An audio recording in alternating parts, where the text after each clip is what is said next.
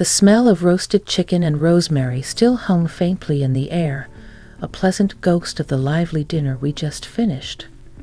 Our friends, the Hendersons and the Clarks, had finally trickled out into the cool night, their laughter echoing down the driveway before being swallowed by the chirping of crickets. Now, the only sounds were the rhythmic tick-tock of the grandfather clock in the hall and the low hum of the refrigerator. My husband, Tom, was starting to do what I called his power-down sequence. He donned a big, theatrical gesture and stretched his arms over his head. "Well, Carol, that was a good one. You really outdid yourself with that apple crisp."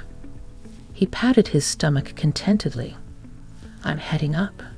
Don't you two stay up all night solving the world's problems."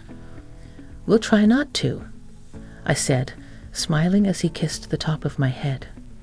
He gave his old college buddy, David, a friendly clap on the shoulder.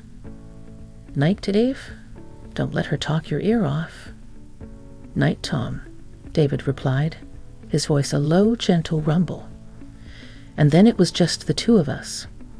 David had been Tom's best friend since they were 19.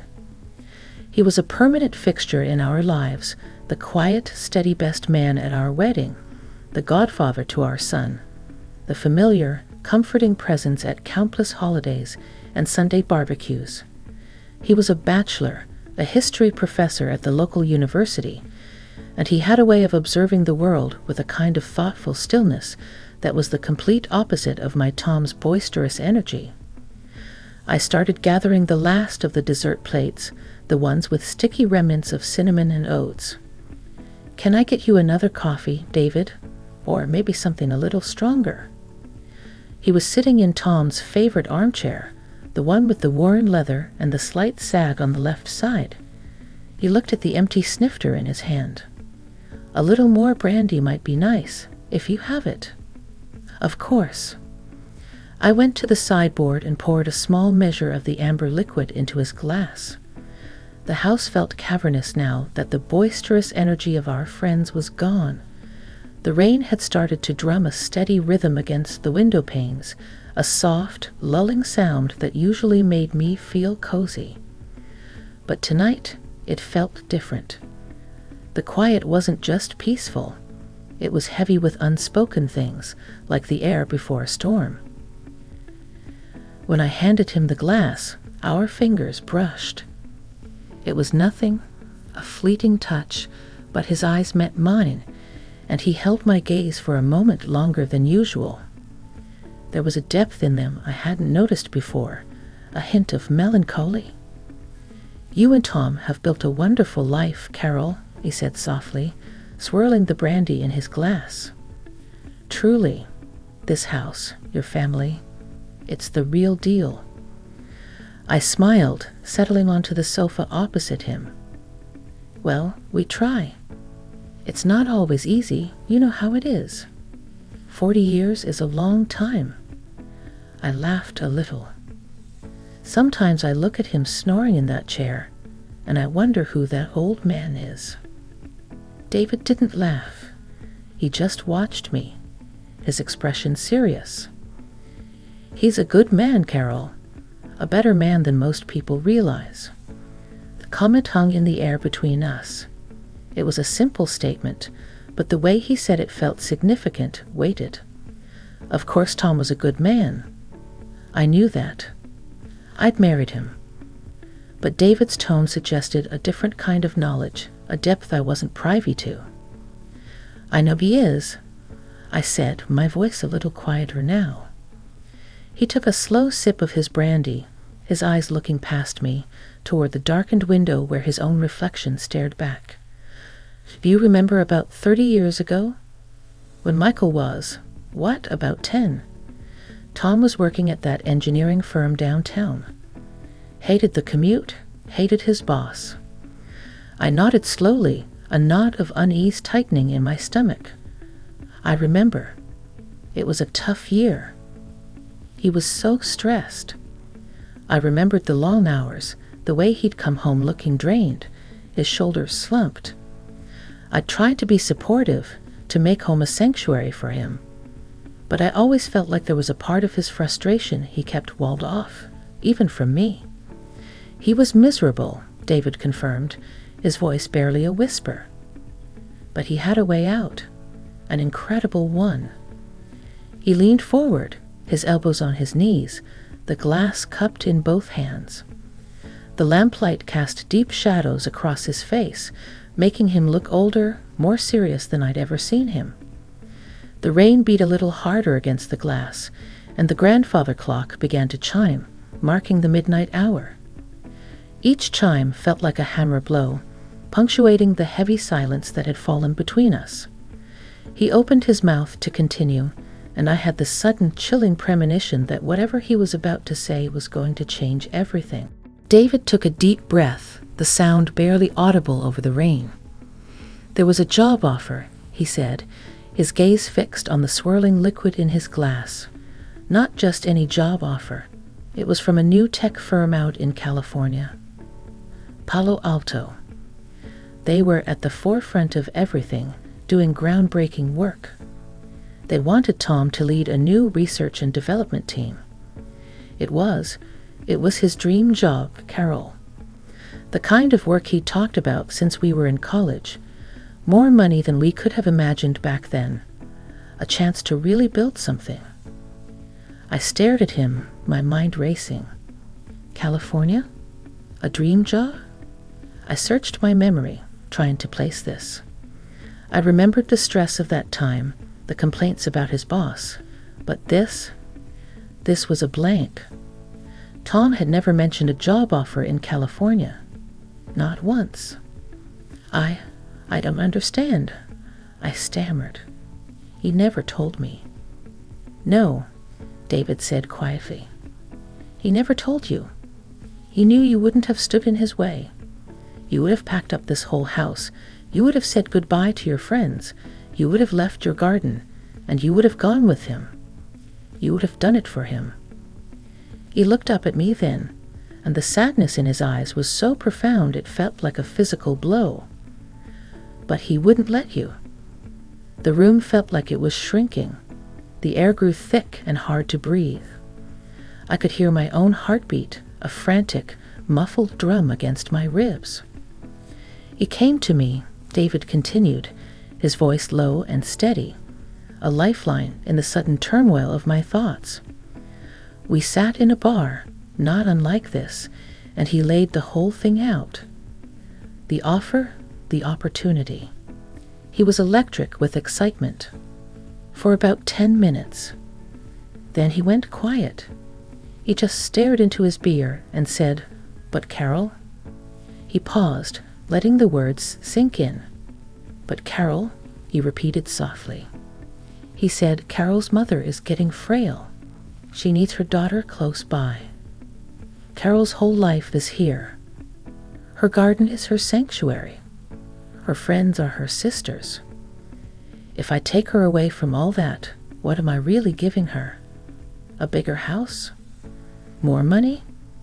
It would be like pulling a flower up by its roots just to put it in a fancier pot. She'd wilt." I couldn't speak. A cold wave washed over me, starting at my feet and rising until it settled in my chest, a block of ice. I thought of my mother's final years, how grateful I was to be just 10 minutes away, to be there for her every day. I thought of my garden, the one I had painstakingly cultivated for decades, the soil I had turned with my own hands. I thought of my friends, the women who had seen me through every joy and sorrow. My life, the life I had always thought we just settled into. He turned them down, David said, his voice thick with emotion. He told them he had family commitments he couldn't break. He never even gave them a chance to make a counteroffer. He came home that night, and he told you he'd decided to stick it out at his old job, that things were looking up. It was a lie. He stayed in that job he hated for another 3 years, until he could find something else here, something local. He did it so you wouldn't have to give up your world.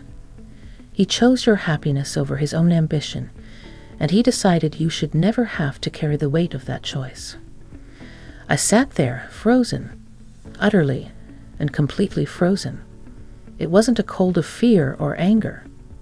It was a cold of shock, of a sudden, shattering revelation that recast the entire landscape of my marriage.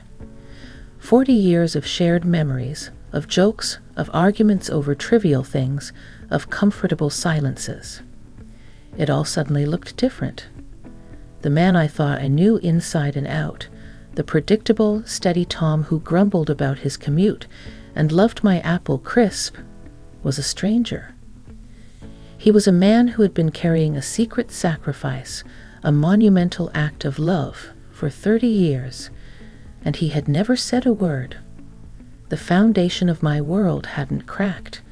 It had just revealed itself to be deeper and more profound than I had ever imagined. The image of him, my husband, sleeping soundly upstairs, suddenly felt impossibly distant, like a figure from a story I was only just now beginning to understand. The grandfather clock in the hall seemed to be ticking louder now, each second marking a moment of my ignorance. David sat watching me, his expression full of a gentle, shared sorrow. He hadn't told me this story to cause pain, I realized, but to deliver a truth he felt I deserved to know. He had been the keeper of my husband's greatest secret, the silent witness to an act of profound devotion. My throat was tight. When I finally found my voice, it was a reedy whisper. Why are you telling me this now, David?" He sighed, a long, weary sound, and set his empty glass on the coaster. "Because we're not getting any younger, Carol. Tom would never tell you. It's not in his nature. He thinks it would be selfish, that it would sound like he was asking for gratitude. But I watch you too. I see the comfort, the routine. It's beautiful. But I think, sometimes, we forget the choices that built the comfort. I see him look at you when you're not paying attention, when you're laughing with your friends or tending to your roses. The love is still there, so deep. I thought you should know the full measure of it." He stood up, his tall frame seeming to fill the quiet room. "I should go. It's late." I rose on shaky legs, my body feeling disconnected from my mind. I walked with him to the door in a daze. The rain had softened to a fine mist. The air that drifted in was cool and smelled of wet earth and night-blooming jasmine from the trellis by the porch. "Thank you, David," I managed to say, and the words felt ridiculously small for the gift he had just given me. He just nodded, gave my arm a gentle squeeze, and walked out into the night. I watched his car's taillights disappear down the street before I softly closed and locked the door. I leaned my forehead against the cool wood, my eyes closed. Frozen. That's what he'd left me. Not with coldness, but with a stunning, crystalline stillness.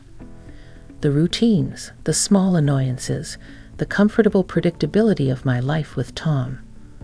It all felt different. It wasn't a life we had settled for. It was a life he had actively, silently chosen. For me. Slowly, I made my way through the darkened house.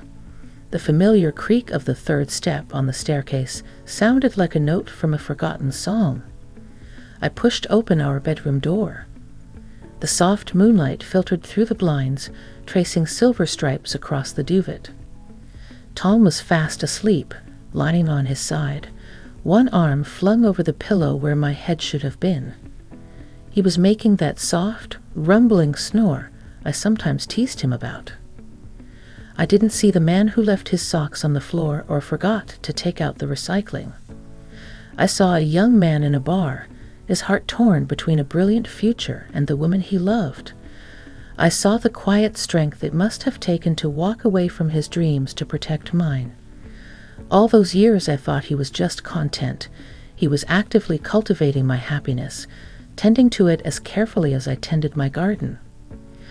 I walked over to his side of the bed and looked down at his face, softened by sleep. The lines around his eyes and mouth were maps of a life I thought I knew completely. But now I saw new roads, new territories I had never explored. An overwhelming wave of love washed over me, so powerful and fierce it almost brought me to my knees. It was a love renewed, deepened, and redefined. I didn't wake him. The secret wasn't mine to confront. It was his to keep. The knowledge was enough. I slipped into bed beside him, careful not to disturb him. I lay there in the quiet dark, listening to the rhythm of his breathing, the steady beat of the heart of the man who had silently built our world on a foundation of his own sacrifice. And for the first time in a long, long time, I felt like I was truly home.